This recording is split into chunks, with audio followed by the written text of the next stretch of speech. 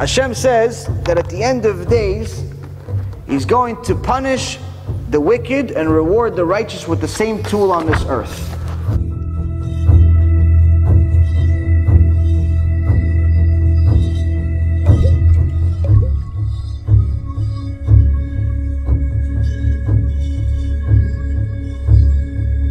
It's called the sun.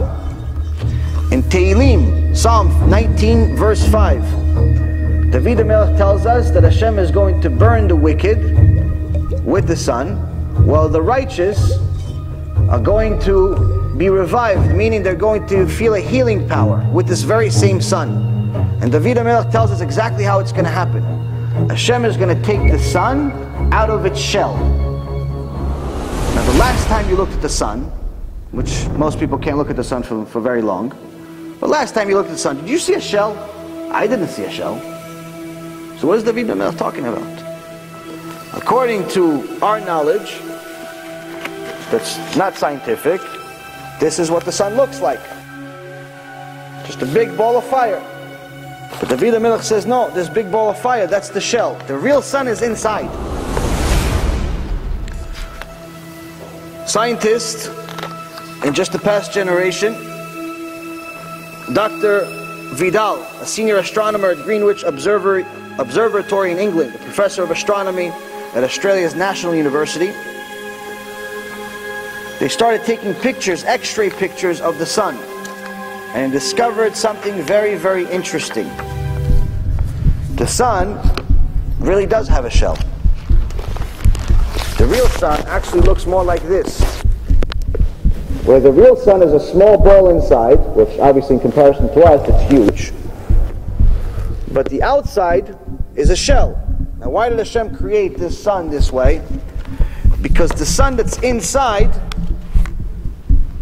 generates, or has a temperature that's generated of 15 million degrees Celsius. But the temperature that we get to our earth, and the temperature that we get from the outer part, is only 6,000 degrees.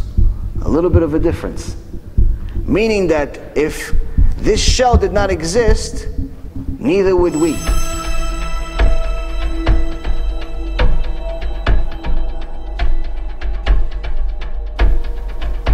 The sun generates every day with the 6,000 degrees that we get is more power than all the power that mankind has ever produced. And it does it every minute.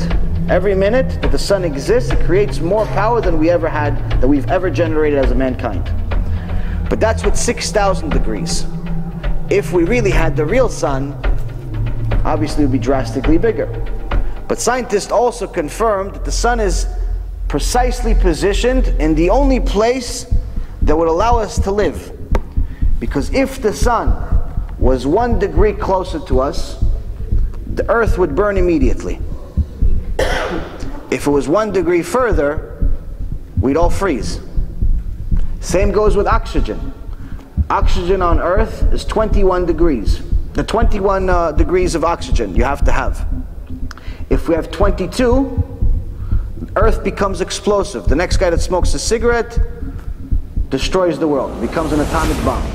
Everything is destroyed. Just for 1 degree more oxygen.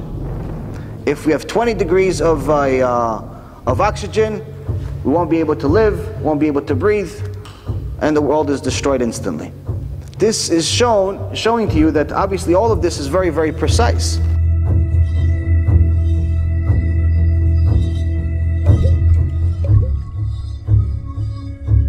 This cannot happen as a mikre, meaning as a happenstance or coincidence. Another thing that the Torah says in Parashat Bereshit, Genesis, we talk about creation.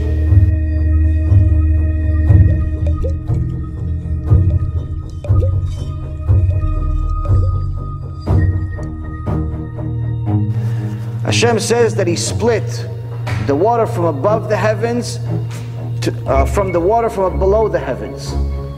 Now the water below the heavens, if the heavens is the sky, water below the heavens, we see it, we know it, it's the ocean. 72% of the world is water. So okay, so we see that there's water. But Chazal says, no. The water here is not the real water. The water here is very, very little. The real water that allows earth, allows mankind to exist is the water from above the heavens. So until recently, we didn't discover any water anywhere. Mars doesn't have water. Pluto doesn't have any water. The moon doesn't have anything. Doesn't even have the flag that they say they have. So where is this water? Especially if it's so much more water than us. And then these smart scientists, Dr. Sigward and Dr. Louis Frank, started looking into the stars, and they started looking into something that we call, different meteors. These different things that fly around and sometimes hit Earth. And then they see something that everyone has seen at some point in their life if they live in a city outside of New York because there's too much pollution in the sky. You see a shooting star once in a while. Usually most fishermen enjoy this. See a shooting star is a star that just makes a little streak. And everyone likes this, like, oh, a star is falling. It's not really a star, it's falling. What it actually is, according to scientists, according to evidence that we have today, it's a comet. A comet is one giant ball of ice. And the streak is being made because it's going in a direct line to across the sun. So it's melting much faster than it would melt normally. So that streak is actually water, a huge amount of water. And that water arrives here. Every single day, millions and millions of comets go through the atmosphere and they melt by the time they come to Earth. And that's the actual water that revives us and that allows us to survive.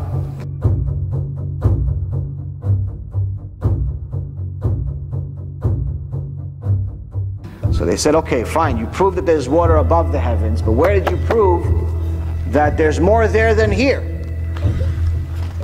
So these telescopes finally came through, finally caught up to us, and say, oh, actually, the outer shell of the entire universe, so if you have a universe, this is everything.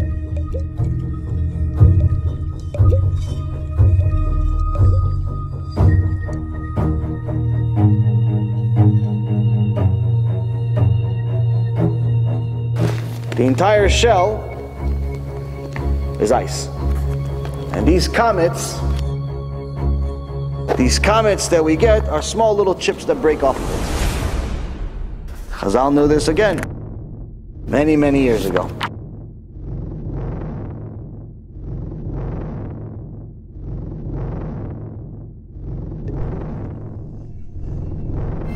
One of the most interesting things that I find in this book is something that applies to our life. Most people talk freely, curse freely, speak freely, and think it doesn't really make any, there's no consequence for this. A famous Japanese doctor, scientist, Dr. Emoto, wanted to see if there's any impact by our words. So he took petri dishes, you know, these little plastic dishes you find in a science lab, and he put some water into it, and he took a few of them, and then on one of them he cursed. The other one, he said nice things.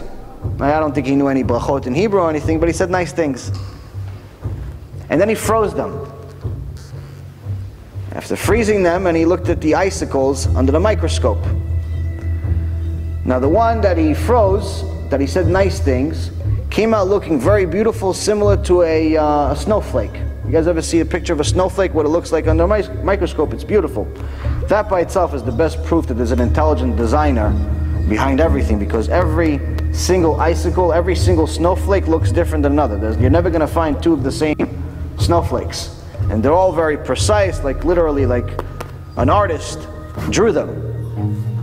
And he says when you freeze the water, you know, the icicles look something similar. When you say something nice. But when you actually say something nasty, it comes out a little different. It looks very black. And it looks more like death. And he has pictures in his book. One end, beautiful. Curse looks like it's mud. Both of them are water. So a Jewish scientist, student at Bar Ilan University, by the name of Tomer Rabiev, wanted to take this to the next level. He wasn't exactly religious, but he said, listen, I always heard this Torah stuff. Let's see if it has any impact. So he took this science experiment to the next level, and he planted 3 beans. 3 beans. One of them he said nice things, another one he said nasty things, and the third one he said Tehillim. He says, I want to see if they grow differently. So the one that he said nice things grew normally, grew a little bit, became a little bit of a plant. The one that he cursed at died. Didn't grow anything. The seed died. The one that he said Tehillim grew somewhere in the neighborhood of 5 times the size of the one that he said nice things to.